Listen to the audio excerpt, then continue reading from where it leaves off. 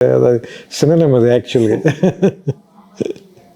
అంటే నేను Chennai first time ladies టైలర్కి వచ్చినప్పుడు నాకేదో ప్యాషన్తో రాలేసి ఎవరో స్నేహితులు వాళ్ళందరికీ సినిమా తీయాలి కోరిక ఉండి ఒక అడ్మినిస్ట్రేటివ్ ఆఫీసర్ నేను ఇతనైతే చేస్తాడు బాగా అనే ఉద్దేశంతో వచ్చి ఆ సినిమా అయ్యేటప్పటికి నాకు పరిచయం అయిన వ్యక్తులు ఎవరు, ఒక సీతారాం శాస్త్రి గారు, ఒక తనిఖీల భరణి, హరి అన్మూరు, ఇళయరాజా గారితో పనిచేయటం, వంశీ లాంటి మనిషి, విమర్శించగా ఇది కదా క్రీమ్ ఆఫ్ ది ఇండస్ట్రీ. అంటే ఒక్కొక్క క్రాఫ్ట్లో ది బెస్ట్ పీపుల్తో అసోసియేట్ అయ్యి ట్రావెల్ చేసే అవకాశం. దీన్ని విడిచిపెట్టి ఎట్లా వెళ్తాను నేను?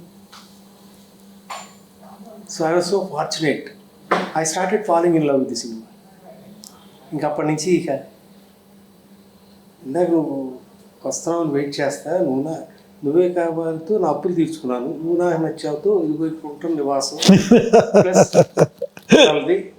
కానీ దానికి చాలా డబ్బు వచ్చింది, దాచుకుంటే 100 కోట్లు అయ్యేదేమో. కానీ ఇంకో సినిమా తీయడానికి డబ్బులు ఉంటే చాలా మనస్తత్వంతోనే చేశాను నేను. No regrets. సో మనకి నిజంగా మనకి తెలుసు ఆ టైంకి అది ఫ్లో అవ్వాలంతే. నో మనం మీడియం సార్ అంతే, నాకు అదే అనిపిస్తుంది.